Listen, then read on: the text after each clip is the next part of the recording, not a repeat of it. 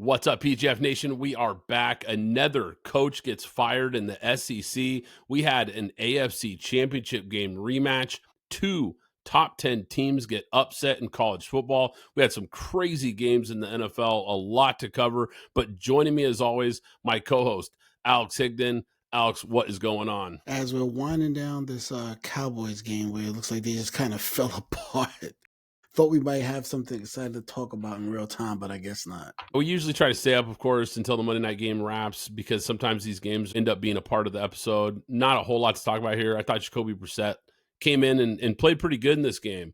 I think Arizona's offense, for the most part, looked pretty good. Cowboys had a lot of missed opportunities, really couldn't get it going. This is the first time that I can think of, at least recently, where the Cowboys offense just could not get it going in this game. And they've been pretty unstoppable. Cardinals, I thought they had a good game plan. They gave them some really good looks defensively, had Dak holding onto the ball a few times, didn't have a lot of places to throw the football on some key downs, took a big sack in the red zone that hurt them. But Arizona getting a big win. I don't think either one of these teams are playoff teams.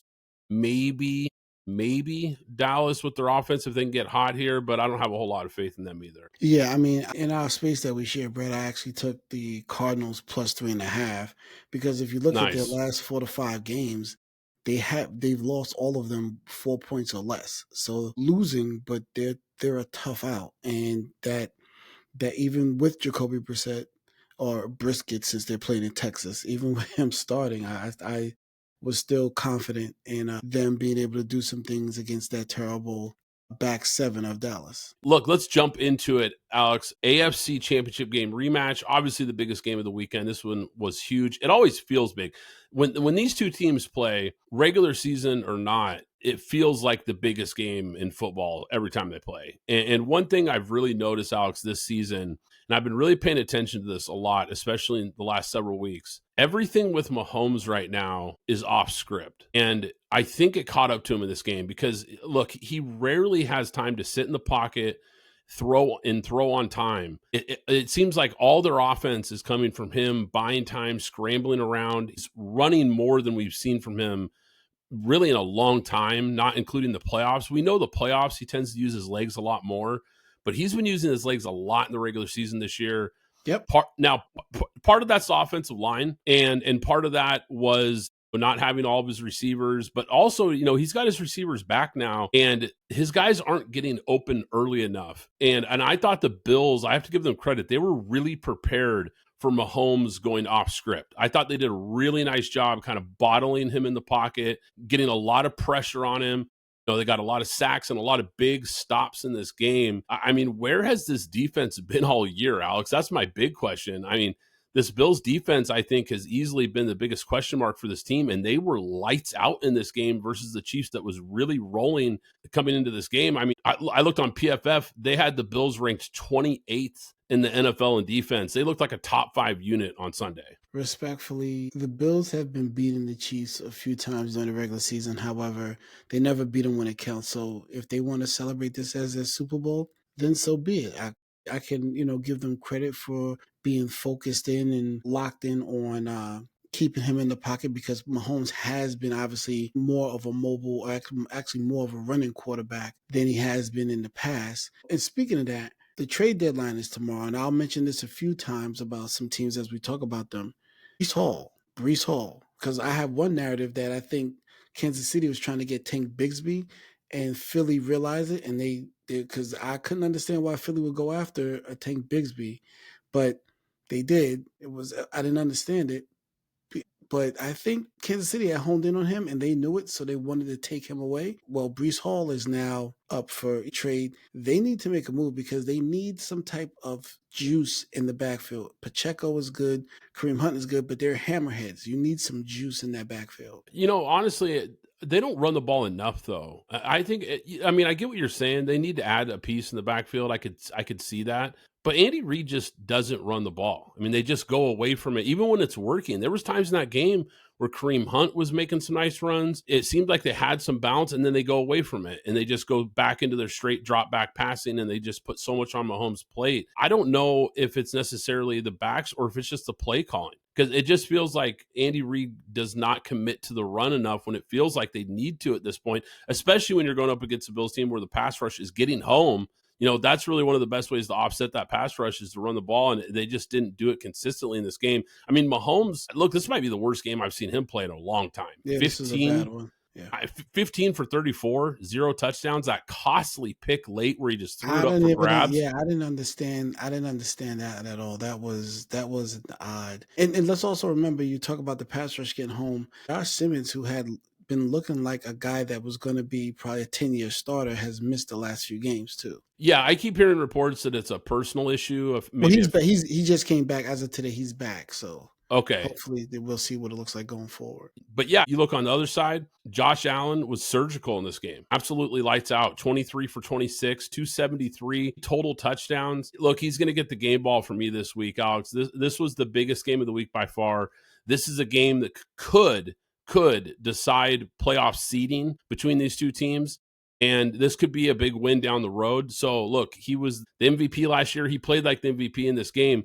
But to your point, like you said earlier, it's got to be frustrating for Bills fans because I believe this is 5 wins in a row in the regular season for Buffalo against Kansas City. This team continues to beat them in the regular season. They haven't been able to get them in the playoffs, so it's got to be frustrating. But the one thing I will push back on, though, is I don't think this team was celebrating at all. Because if you watch the post game when they talked to Josh Allen and some of these guys, it was very businesslike. I think they're well aware of the narrative. I think they're well aware of the fact that they've been beaten in the regular season but haven't gotten up over the hump. And you could tell there wasn't a whole lot of excitement. It was just very businesslike. Like, look, we took care of business. It's a good win. So what? They know they've got to get it done when it matters. And we'll see what happens. But a great matchup between these teams. It always is when they play. It's one of those games where you wait for the commercial break to go to the bathroom because you don't want to miss anything when you're watching these guys play for sure. Absolutely. All right. So let's move on to another game here that was crazy, Alex. And I'll be honest, I wasn't expecting to talk about this game. And then it turned into one of those games, which is the Chicago Bears and the Cincinnati Bengals. This game really should have never been this close. I mean, it felt like the Bears were going to blow this thing open. Should have been up 21 points. They get a touchdown called back. Then the Bears blow a 14-point lead with about 90 seconds to go in this game. Joe Flacco leads a 4-play, 55-yard touchdown drive in 32 seconds to cut the lead in half. And then the Bengals recovered the onside kick, which was crazy. It bounced off Daniel Hardy. That sets up a 6-play, 57-yard touchdown drive to take the lead with 54 seconds remaining. And at that point, you're thinking, man, same old Bears, right? You kind of start thinking, what a gut punch, because this team was in position to easily win this game. And it just felt like we were going to be talking about one of the biggest collapses of Sunday, but it's 37 seconds left. Caleb Williams gets the ball, hits Colston Loveland for the game-winning 58-yard touchdown, running through the secondary. Where was the effort there, by the way? But I guess it's the Bengals defense. What do you expect at this point? But unbelievable. The thing about this game was last year, it felt like every time there was a game like this, the Bears found a way to lose. To lose it, yeah. And this year, it's feeling different because they're winning a lot of these close games. They're winning a lot of these crazy comeback, wild finish games. Are they a great team? No, I don't think they're a great team, but I think they've got a good coach that looks like he's the real deal, a first-year coach and a second-year quarterback that's showing a little bit of growth every week. It looks like he's getting a little better, a little more comfortable in the system. And the one thing that stood out to me, Alex, was I think the Bears' offensive line is really starting to gel. Yeah, 1 o'clock games had a lot of craziness that happened in a lot of different games. So we're kind of stacked on the NFL side. I mean, I'll talk about my guy. My game ball goes to Kyle Monangai, 26 carries, 176 yards. The Bears as a team gashed him, for 283 total yards and 2 TDs. He was at 6.8 yards a carry, something that's the balance that we're talking about between the pass and the run. But I have to give Caleb Williams a lot of credit here, and it's really because it's been something I've been harping on about him since his rookie season. Last year he had Cole Kmet. This year he has Cole Kmet and Colston Loveland, another first-round weapon.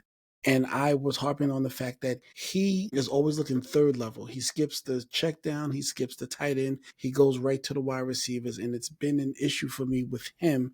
The goal is to get as many first downs, not to score touchdowns on one play. You don't have to throw a bomb. You're not at USC anymore. He finally started using the tight end, 6 catches, 118 yards, 2 TDs for Colston Loveland while Cole Kmet is down. So on the fantasy side, if he's on your waiver wire, this is a guy you might want to look at because maybe the light bulb is finally going on for Caleb Williams to start using the tight end. I think the creative play calling we saw in this game was something that we've come to expect from Ben Johnson going back to his days in Detroit, always knowing when to kind of pull out the gadget play, the quote unquote trick play, the misdirection plays. There was a lot of really creative play calling in this game, but I also like that this team is going to go with the run, even with their star running back out. They said, look, we are a run team and we're going to set up everything off of the run, just like he did in Detroit. So they didn't go away from their identity in this game. And I think it's paying dividends for this offense and this young quarterback. So I think it's a great point, Alex. Look, let's stick in the NFC North because there was another game that was pretty wild. Detroit Lions, Minnesota Vikings. Yeah. First note that I have written down here for this game was Brian Flores called a great game. I mean, this guy was dialing it up, man. And we know he's one of the best defensive minds in this game, but this game plan was absolutely brilliant. He had Detroit guessing in this game.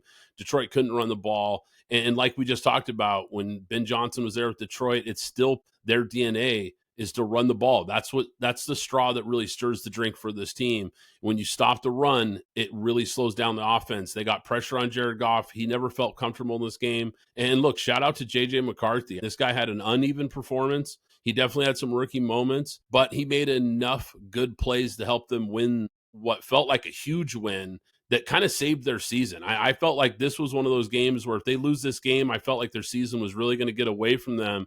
They needed this one to avoid falling more than 3 games back in the NFC North if they lose this game. So this was pivotal. They needed this one bad against a very good Detroit team. But yeah, I got to give McCarthy credit, especially with the game on the line, Alex. That throw he had, that big time throw on third down to put the game on ice. That was pretty impressive stuff here. Like, look, he's a young guy. He basically lost his rookie season. He's lost a bunch of time this year. So he's really kind of behind where he should be from a development standpoint.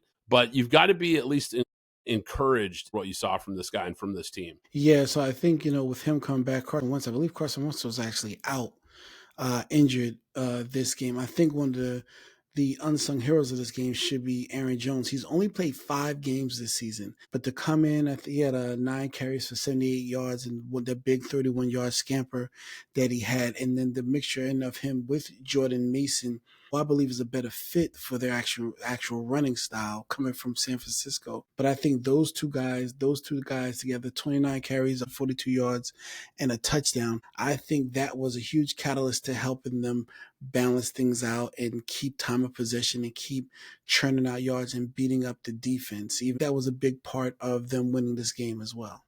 Let's shift here. AFC matchup, Pittsburgh Steelers, Indianapolis Colts. Look, where has this been all year for the Steelers defense? What did I watch, Alex? Because this is a defense that has been struggling pretty much all season long, giving up big points to even teams that have pretty mediocre offenses. This has been one of the worst defenses in the NFL. This team came out, they played like a desperate football team. And just like I mentioned a minute ago with Minnesota, it kind of felt like the Steelers season was starting to slip away from them, and they were starting to really lose that lead in the AFC North. This is a game that they really needed to bounce back, and they got it. I mean, the defense finally played like the highest paid defense in the NFL. 6 turnovers. They completely took the run away, and they harassed Daniel Jones in this game. Yeah, and TJ Watt doing TJ Watt things, sack, fumble, to get the recovery, tipping the ball, interceptions. I know there's been a lot of talk about Daniel Jones and elite Danny Dimes, or what is it, Indiana Jones, I guess now that he's in Indianapolis. He had a subpar game. He had a bad game. Obviously, this is not the guy you want throwing 50 times. You don't want most. Do you really probably don't mind your top 1%, but this is a guy you don't want throwing the ball 50 times, and that's what they had to do because Pittsburgh decided to key in on the run. Cameron Hayward, he didn't show up in his stat sheet in terms of what he did, but he was disruptive all game long in the run game, in the pass game, rush up the middle, taking away running lanes for Daniel Jones, who is mobile, knocking down Jonathan Taylor, not being able to get one of the big runs or any type of juice going to kind of balance things out. I mean, they still lost the game 27-20. I think they got a cheap touchdown at the end, but it wasn't as close as it looked. This was a typical Pittsburgh dominating defensive game that you have been waiting for. Yeah, I mean, I haven't seen this, like I said, all year. I haven't seen anything like this. But if you peel back the onion a little bit, last week they trade for Kyle Duggar from New England. Now, he played a bunch of snaps in this game, and it allowed them to move Jalen Ramsey from the nickel to safety, which was huge because he came up big in this game. And they also played a lot more zone coverage in the secondary. They have been playing mostly man-to-man and getting torched, quite frankly, all season long. That's the most zone I've seen them play all year. And I think that shift, that defensive shift in picking up a guy like Kyle Duggar to really help on the back end of that defense, it really showed a huge difference in this game, and it slowed Daniel Jones's decision-making down just a bit, and it really allowed that pass rush to get home. I thought it was the difference in this game. And to your point about shutting down the run, because we know this is a team, it's a run-first team. Everything is set up off of the run, and when you shut that down, it makes it really difficult for them to get their offense going. And it was really just a landslide. Because like you said, that score, if you didn't watch the game, it wasn't that close. This was a dominant win by Pittsburgh. Alex, so before we shift gears, looking at this game, does Pittsburgh get back on track, or is this just a one-off for the Colts? I think this is a one-off for the Colts. They've been rolling. I think that offensive line is still good. I think they just got caught by a veteran team, a veteran coach that is kind of pressing, looking at what Baltimore had did on Thursday and saying, okay, they're in a position to rip off some games. We need to keep pace. And I think they played with more urgency, and you saw that on the field. And the key thing that you said, which is something I have been harping on, is Jalen Ramsey to safety. Jalen Ramsey to safety. This is Rod Woodson to safety for what it was for the Raiders and for Baltimore. Move Jalen Ramsey to safety. I do not believe he is one of the best cover guys in the league anymore. I think he can extend his career and also get a couple of Pro Bowls and All Pros at the safety position and maybe come down whenever you need him to, but he should not be in coverage at all times. Yeah, and I think we talked about this when they made that trade in the offseason with Minkah Fitzpatrick. That's something we talked about. We talked about how, okay, you're trading a safety for a corner. How does that make sense? I think the plan all along was to shift him to safety. I think, unfortunately for them, they realized early in the season, okay, we might have to speed up the plan, because I think maybe the plan was, let's do that next year. They realized, look, he's already lost a step and he can't cover anymore. We need to accelerate this plan. So what do? They make the trade for Kyle Duggar. It allows them to add that piece into the secondary and shift him to the safety position. And look, small sample size, but the results really looked good so far. So hats off to Mike Tomlin and those guys for having a plan to shift gears here when things weren't working the first half of the year on that side of the ball. That's what a great defensive mind does. Let's also shift here to the New England Patriots, Atlanta Falcons. This was a crazy game, Alex. We had a lot of crazy games. Like you said, there's a lot to get to here today. New England starts this game fast. I mean, they really get it going. It kind of looks like they were going to run away and hide, but then Atlanta, the pass rush in the second half, these guys really got it going. And when you look at the Falcons, I mean, it was 21-7, but in the second half, it was all Falcons. I mean, Bijan Robinson making one-handed catches. Drake London targeted 14 times. I mean, it seemed like every one of his catches was a highlight reel. He finishes with 3 touchdowns. Even Kyle Pitts, I mean, laying out for footballs. I swear there was one where he must have been parallel with the ground. I mean, diving on that over route. I know what play, what play I'm talking about. Yeah. That over route, he hauls it in, absolutely lays out for it. It looked like Dennis Rodman going for a loose ball back in the 90s. It was crazy. But man, I got to give Atlanta a lot of credit. Look, they came up short. They were fighting like hell to get back in this game, and they did. They just fell a little bit short. I think this team, look, it's got to be kind of frustrating for Atlanta fans. I think this team is close, Alex. I really do. It might not be this year. Maybe this is a development year, but I think this is close if they could just play a complete football game. So I'll start there. I picked Atlanta to go to the playoffs. Atlanta has to fire their offensive coordinator. I'm sorry. This game was 23-24. There is no way in hell that Bijan Robinson considered a top three, who would be considered a top three running back talent and top three running back in the league should only be running the ball 12 times. 12. No. He had 10 targets. He had almost as many targets as he had rushes. He is a running back. They probably have, if not not the best, because we'll give that to Montgomery and Gibbs, but they at least have the second best with Algiers and Bijan Robinson. Run the ball. They ran the ball a total times of 6. You got a clean game from Michael Penix. Why are you not running the ball? This was not something that where you had to catch up. It was a close game all the way throughout. Kudos to Raheem Morris, because as a defensive coach, he has taken care of his side of the ball, and they're a top 3 defense in the league. But Zach Robinson, who comes from that McVay tree, I don't understand why they're not running the ball and just playing defense. Coaches have to learn to go to your strengths and stop trying to outsmart yourselves. He's a weapon. Use him. And I'll end here. We talk about running backs. Bijan Robinson is 16th in rushing attempts. Cam Scatterbo, and it may have changed because he had 12 yesterday, but Cam Scatterbo was ahead of him heading into yesterday's game, and he wasn't even the starter.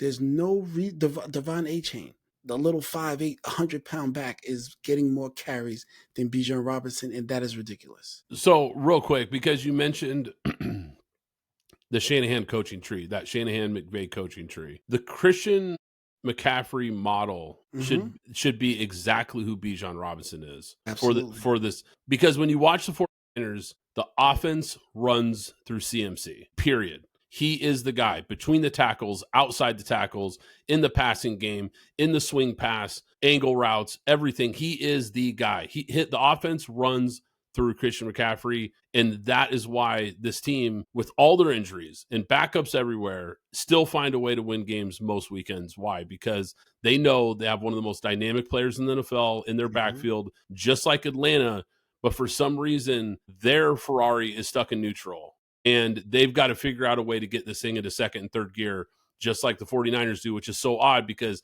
that's really what that offense is based off of, is when you have a dynamic running back like this who can do all the same things that a guy like Christian McCaffrey does. There's no reason why that shouldn't be the model. That should be the model for Atlanta, to run their offense through him, and then that sets up the shots to Drake Everything London. else. That sets up the shots to Kyle Pitts. That sets up everything else in that passing game when you got him going and the defense has to worry about him. Right. So, and I'll end here. Christian McCaffrey, he's right. third in passing targets. He's second in rushing attempts, and he leads the league in all-purpose yards. Atlanta is losing an opportunity where they can get ahead, be a year ahead of where we were just talking about where they might be next year. They should be a year ahead now. And now and I don't even know if we're going to talk about the game, or maybe it's a segue. They've now let the Panthers leapfrog them and possibly be in a driver's seat to get a playoff spot. Yeah, no, it is a perfect segue because I want to talk about Packers, Panthers here. Look, I know we didn't do our betting preview podcast last week. That's my bad, guys. But I did take the Panthers plus 13 in this game. Felt like a trap game all the way. And for some reason, I don't know why this is, Alex, but the Packers this season just play to their competition. They do, yes. And look, this is a team, week one, they destroyed the Lions. They destroyed the Steelers. But their two losses are to the Browns and the Panthers, and then they have a tie versus the Cowboys, who only have half a football team. So, look, Alex, let me just start with this. How concerned should Packer fans be after this game? I don't think they should be concerned as much. I'll echo some of the same things that I just echoed about the previous game. This game was a 16-13 game. Josh Jacobs, who's really a grind-out player. He's a tough runner, eats up space. He had 17 carries for 87 yards, 5.1 yards a carry. Once again, why are you throwing the ball? Run the ball and play your game. This is not an explosive offense. You can run the ball, control the time of possession, and keep them off the field by just owning time of possession. Again, sometimes I think coaches outsmart themselves, because this was a game that you should have given Josh Jacobs 25 carries, because you see the flow of the game. the flow of the game, saying, you know what, we're not gonna beat them because we're the big bad Packers. They're fighting with us. We're in a phone booth fight. So fight like you're in a phone booth. Don't finesse it. Fight like you're in a phone booth. Before we shift to some college football, just a massive week of injuries. And look, we don't talk a whole lot of injuries, but it was crazy how many guys went down. Several big name players went down. Obviously, Jaden Daniels with that gruesome left elbow injury. Really, really tough to see that. And look, on a quick side note here, before we talk about these other injuries, should he have been in the game or not? Or is that just hindsight's 2020? No, it was said in real time. The game is over. Get him out of there. Get him out of there. That's my thought too, because this game was out of reach. Like if this was, let's say it's a 14-point game, a 17-point game. Okay, it's a low percentage chance you can come back in that situation, but I get it because if they score there on that last drive, they're in the red zone. If they score there and maybe you're only down 10 or so, okay, that's a different story. They're down 30. Like the game has been over. Like the game was long over. And not to mention, this guy just came back from an injury. He's your franchise quarterback. I didn't understand it. I really didn't. And I know hindsight's 2020, but I thought that in real time. Yeah. When it happened, I thought, what is he even doing in the game? Like I got up to go to the bathroom, Alex, so I missed the injury. Mm-hmm. I come back and I see Everybody I see a on the player. knee. Yeah, Everybody on the I knee. see everybody, acting as if someone's hurt. I'm like, hey, well, what happened here? And then I go to Twitter, of course, and I see that it's Jaden Daniels, and I see him walking off with his arm wrapped up, and I go, why is he in that was my first thought. Why is he in the game? I look at the time on the clock, there's like 7 minutes and change. What's he doing in the game? So I just terrible. I mean, just terrible. A complete throwaway season now for Washington. Even if he comes back, they're going to be in a huge hole. No. So it's just a total mess. Yeah, the Jaden Daniels looks like he's going to be a guy in this league. He still has to maturate and go through the process of, because obviously defenses have caught up. They're keeping him in the pocket and say, beat us from the pocket.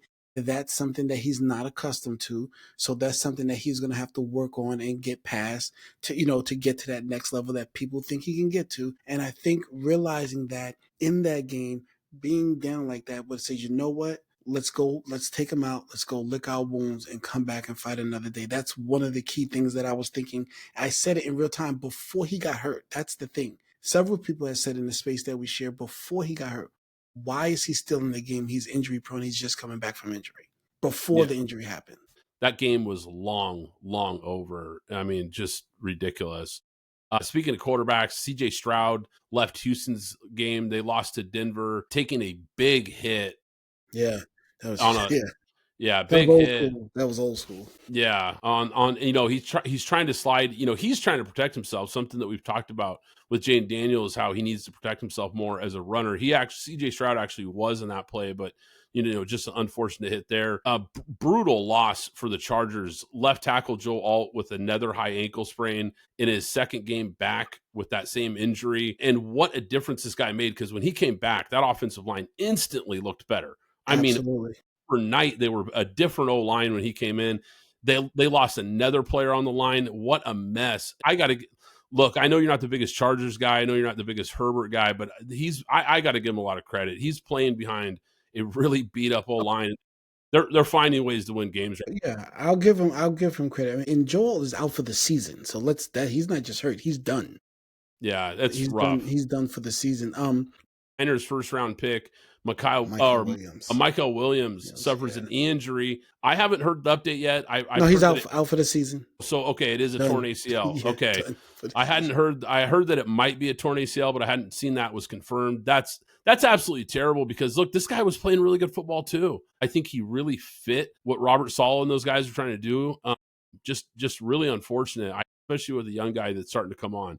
Before you go on to the next thing, I've never thought in the PGF Nation that we would ever need to really have a conversation about who are the trainers for the San Francisco 49ers. That needs to be a topic of discussion somewhere, because I don't know what's going on out there. For the past 3 years, they've just. I don't understand it. I don't understand it, because every year there's a team like this that just gets bit by the injury bug. We see it every year. There's always a team that just, for whatever reason, they have a bunch of injuries and it's unfortunate. But it seems like they're that team every year. The team, exactly. And I don't understand it. It's crazy. I'm with you. So moving along here, Green Bay tight end Tucker Kraft. That was a tough one. And here's another guy that was really playing out of his mind. I mean, just playing some unbelievable football. Fantasy alert, Musgrave, that's a fact. Go get Luke Musgrave, guys, because look, Jordan Love likes to go to his tight end. He's not as talented as Tucker Kraft, but he's a good player, and I think he's a guy that's going to take that role. He's going to take some of those targets.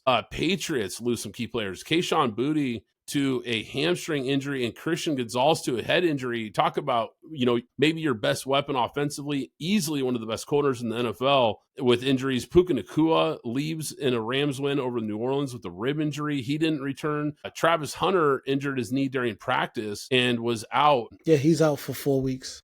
Yeah, is now on injury reserve. He was starting to make some plays for Jacksonville. Wow. Didn't think we'd have an injury segment, but brutal stuff, Alex. Brutal stuff. Right. And real quickly before we move on, we're up against the trade deadline, so there were a lot of moves made. You talked about the Kyle Duggar move. The Eagles made a flurry of moves, trading for Jair Alexander from the Ravens, getting slot corner Michael Carter, and then making another move for a pass rusher, Jalen Phillips from Miami. So they're loading up to try and make a second half run. So that's very interesting. The trade deadline is over tomorrow at, I believe it is 4:00 Eastern Standard Time. Jerry Jones has made his announcement that they have made a trade, and we should wait and with bated breath to find out who this player is. Brad shaking his head. I don't know who it is, but it was comical to see him do that. But some other players that could be moving on. You heard me mention earlier Breece Hall as such, but there's some other plays out there that I think some people could be looking at to make some moves, especially corner. The Rams are looking for a corner, so I'm not sure what direction they're going to go in to kind of make their second half. Look, I'm just going to say this. If Howie Roseman's name comes up on your phone, don't pick up the phone. This guy fleeces everyone. How does he manage these deals? Phillips from Miami is a really good player. I know a lot of people, he's not a national name because he plays for the Dolphins. They're not very good, and they have a weak fan base. This guy is a heck of a pass rusher and a guy who still has a lot of football in front of him. This is a guy that they could re-sign to an extension, and he could be a guy for them. Unbelievable what this guy does. This guy is playing chess and everyone else is playing checkers, and I don't understand it. Yeah. Although Jerry, though, watch out. Watch out for Jerry's big move. And I have one last thing, a self-righteous thing. Welcome back, Brock Bowers. 12 catches, 127 yards, and 3 touchdowns. How good is he? Thing. Yeah, that's the only thing good I have to say about the Raiders. I don't want to talk about and he's been something else, man. I think he's already in that conversation of one of the best tight ends in the game. Yeah. So good to see him back. Look, let's shift gears here. Some depressing NFL stuff. So let's move right into a depressing college football story. Hugh Freeze fired at Auburn. Man, the unemployment line in the southeastern part of the country has got a long line of guys waiting here because this is now the 4th SEC coach to get fired in the middle of this season. Absolutely crazy. Now here's the thing. Am I surprised by this, Alex? No, I'm not. He went 15-19 over 3 seasons. He was 1-5 in SEC play this year. Bottom line is he just couldn't figure out the quarterback position for Auburn. Whether it was with transfers, recruiting, he couldn't fill that spot. And I think it really cost him in the end because they could never get the offense going. This is an offensive guy, and the offense is struggling. And when your quarterback spot is the biggest problem, it's going to be tough. Look, in that conference, we know how competitive it is. It's really tough when you don't have a guy under center. So I'm not making excuses for him. It's just the way it is sometimes. I want you to rank these jobs. Florida, I'm assuming Mike Norvell gets fired at the end of the season, so I'm going to throw Florida State in there. Penn State and Auburn, rank those jobs. And LSU, rank those jobs. I'm going to say, this is tough. I'm going to say Penn State, Florida, LSU, Auburn. I know Tiger fans are probably outraged by me putting that low down on the list here, but they shouldn't look, here's the thing. Penn State, because the money is deep. Mm-hmm. Really deep. You're talking about one of the richest programs, probably one of the 5 richest programs in the country. So in the NIL era, that matters. That's a big deal. And let's face it, the Big Ten. Oh, wait, I didn't hear you rank LSU. So I went Penn State, Florida, LSU, Auburn. LSU, and then where did you put Florida State? Because I'm assuming Florida State, I'd put last on that list. behind Auburn. Wow. Okay. Yeah, Got you. yeah, I probably would. Just it's close. It's close. But I do think Auburn, the big advantage they have is they're still an SEC program. This is still a program that has not only played for national titles, but won national titles in recent years. We've seen with the right coach, this is a program that can get it going. So, yes, they're not one of those powerhouse programs in the SEC, but they're definitely a program with a lot of potential when they get the right guy. Don't get me wrong, Florida State with the right guy, they're definitely a power program and can be. But the SEC, similar to, like I said, with the money situation, the SEC and the Big Ten have just separated money-wise. Yeah, absolutely. That's not even a question. Yeah. And with the ACC, they're so far behind the 8 ball with their TV deal. You're talking about some serious cash, these two big conferences now. And I think it's kind of shifted the narrative. And the reason I said Penn State number one, just slightly above the others, was because not only is the money deep, it's a blue blood program that's always going to attract really good players. You've got a lot of good players in your backyard. I know some of these other programs. Yes, that Western Pennsylvania, they're right there, and they go to Florida State. They don't defect, they stay there. But we could probably have a whole pod on that. So let's get to these college games. Yeah, no, for sure. Yeah, and I'll just say this: it'll be interesting to see what direction Auburn does go, though. I don't think they're in the running for a guy like Lane Kiffin. I don't think they're in the running for. I don't even think they're in the running for some of the top big names, so to speak. They can't. Not with LSU and Florida jobs available in Penn State. Then they can't be. Keep your eye on Tulane's John Summerall. He's the top candidate, is the guy that I'm hearing. I think it could be a potentially really good fit. So keep an eye on that. But let's get to a top 10 team that got knocked out. And when I say knocked out, I think they're out of the college football playoff altogether here. Miami goes down to SMU, which, by the way, I know we didn't do the betting podcast. My apologies, but I had SMU plus 10.5. They get the outright win. Beat Miami, a ton of penalties. Another bad Carson Beck interception right at the end of the game that cost them big in this game. Look, it's just got to be frustrating to be a Miami fan and watch this season, because just like last season, just like a number of games from last season, they end in such similar fashion. And look, this is what's really alarming. The win percentage for Miami is below 500 in November and December under Mario Cristobal. This is a team this is becoming a trend now, where they start hot. They look like one of the best teams in the country. They're penciling them into that college football playoff. People are booking their tickets, and then they fall apart and they lose these games late and basically eliminate themselves. I mean, they've got to be frustrated offensively. I saw frustration from Carson Beck a couple times on the sideline. I think there's frustration from the fan base at this point. Out of Carson Beck's interceptions, I think the first one was not on him. The second one cost them the game. And look, he's late on that throw. He's expecting Malachi Tony to keep his route straight down the goal line. Malachi Tony fades into the end zone there. He's not expecting that. So I get that people are saying it's not necessarily on Carson Beck, but the problem is he's coming back to Malachi Tony late. That was his third or fourth read on that play. And when you go back to him late, you can't make that throw with him fading into the end zone.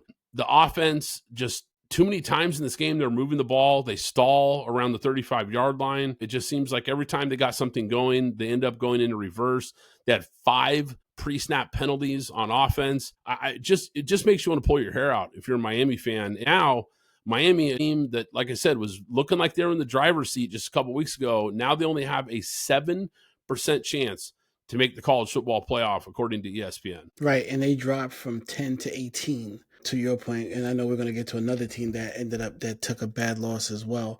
But, it sounded like the narrative is when it gets cold, Miami falls off. That's what you said, November and December. And what are those? Those are the coldest months, when you start having to move around and play some games, even at home. But when it starts to get a little bit windy, temperatures maybe not 85 and beautiful, and it's now maybe 67, and you kind of slow down. But again, we knew this about Carson Beck. We were warned by several Georgia fans about Carson Beck. So no one should be surprised that this is the Carson Beck that showed up. Yeah, and look, I'll give him credit. He's actually played a really good season. I think it's been a really Yes. nice bounce back year for him. Yes. But unfortunately, the thing about Carson Beck, and we saw this at Georgia too, is when he's playing good, it looks really good. But when he plays bad, it kind of all unravels at once. It's like he throws picks in bunches. One bad throw turns into 5 bad throws. I mean, this game, it was just the one really big dagger at the end of the game that cost them. But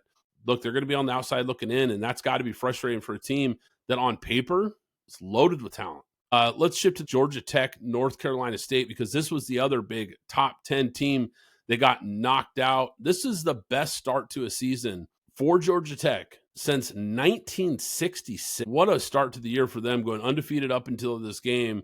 They go on the road versus NC State. And one thing that jumped out to me watching this game right away was it was noticeable early that North Carolina State came to play. And look, the puzzling thing on Saturday night was the lack of defense for Georgia Tech. This has been a team that's been really good defensively, but they had really a hard time getting stops. North Carolina State just seemed like the tougher, more physical team than Georgia Tech, which I also found surprising because we know this Georgia Tech team has really been a tough group. They really pushed around Georgia Tech in this game. And any time that Georgia Tech would try to get back into this game, CJ Bailey, Teddy Hoffman, and the Wolfpack, it just seemed like they had an answer on offense every time. Right. And speaking of CJ Bailey, my helmet sticker goes to him, 340 yards, 75%, 3 total TDs, 2 passing and 1 rushing. This was a game, I know we, like you said, we didn't get to our betting picks, but I had picked NC State plus 5.5 to beat Georgia Tech. I looked at the games. They have a bye next week, then they face Boston College. It looked like they were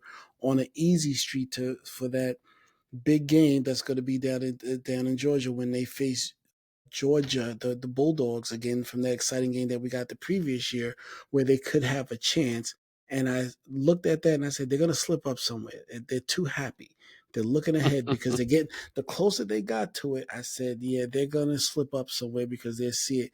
And unfortunately, they dropped from 8 to 18. I guess they could still win the ACC title game and still get in. And, but I mean, obviously, if they go to the end of the year and they beat Georgia, that'll probably push them back up into the top 10. But right now, they now have to maintain, go into the bye, lick their wounds, come back out and destroy the next few teams before they face Georgia at the end of the season. With the turmoil we've seen in the ACC, I think this is going to be a one big conference, and it's going to come down to whoever wins that ACC championship game. I think that's the only ticket to the college football playoff for this conference now. Let's shift here. We had another big game in the SEC, Texas, Vanderbilt. Look, Arch Manning comes back from the concussion, was back on Saturday for this game, made it through protocol, looked really, really good in this game. Maybe the best I've seen him play this year, and it was in a big game, in a game that I think really saved their college football playoff hopes. Arch had 200 yards passing in the first half. They got the run game going. I loved the play calling I saw from Sark in this game. Really opened up things with the play action passes, the bootlegs. They got Arch on the edge. That defensive pass rush really slows down a little bit when you start moving Arch around, you start getting some misdirection stuff going. Really looked like a blowout at one point, Alex, 34-10 going into the fourth quarter. And this, don't count out Diego Pavia because look, and I did, I'm pointing the finger at myself here. When they were up 34-10, this game went from the big TV to the iPad because I was like, you know what? I'm going to find another game to switch to here because it looks like Texas has got this, under control. And so I've kind of, especially on Saturday, there's so many games going on. I'm kind of looking all over. All of a sudden, I'm kind of peeking over at that iPad. I'm going, wait a second, what is going on here? And I had to turn the volume back up on that one because, wow, what a comeback. I mean, if they get that onside kick, Alex, who knows? I mean, they might have pulled this thing off. And I give a lot of credit to Vandy for fighting and clawing back into this game, certainly, because I think a lot of teams would have just laid down. But this is the third straight week that Texas is playing with fire here. And look, this was a huge win. They have a 54% chance now to make the college football playoff.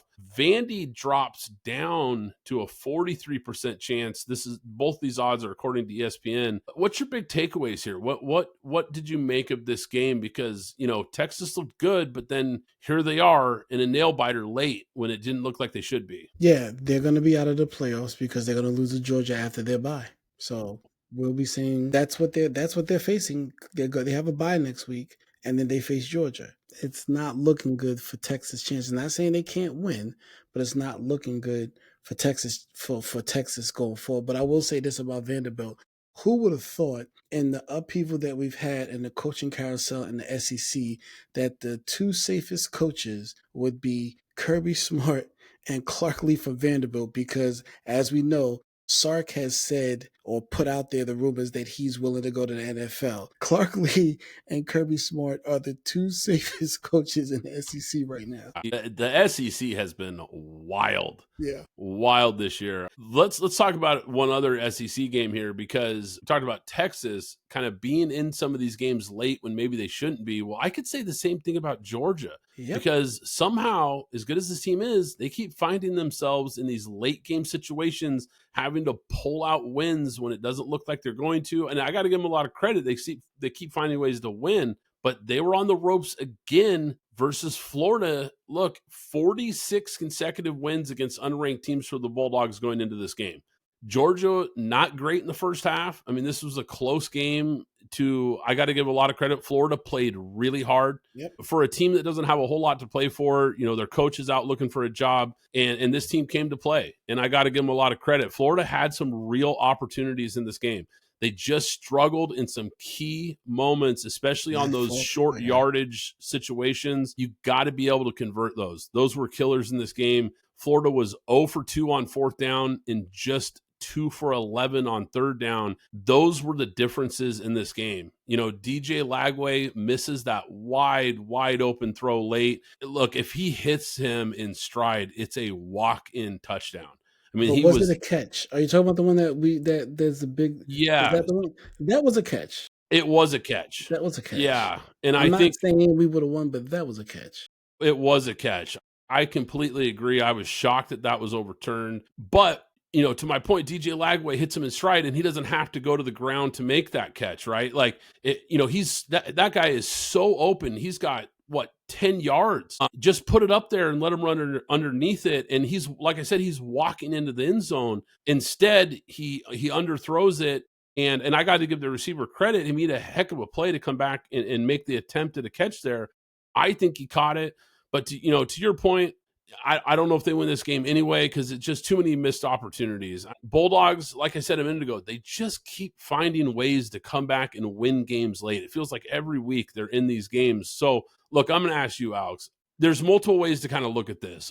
Are the Bulldogs, are they just battle-tested and tough to beat, or are they due to get picked off? They're due to get picked off. I don't think, similar to the NFL, I don't think there's a dominant team that's run away with the whole thing that we could just say, hey, like how we looked at Philly last year, or when Georgia was on their 2-year run, that we could say, yeah, that's the team.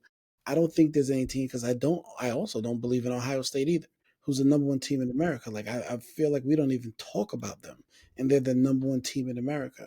So I think everybody can be picked off. Everybody can be picked off. I mean, I said what I said about Texas going in 2 weeks from now having to face Georgia. Heck, Texas could go in there coming off the bye, dial something up. Arch can, the light bulb, not to say that he's a bad quarterback, but the light bulb can go on and he can have one of those elite games that everybody's been waiting for him to have in a big moment. And we can get the moment in 2 weeks from now, and Georgia can get picked off.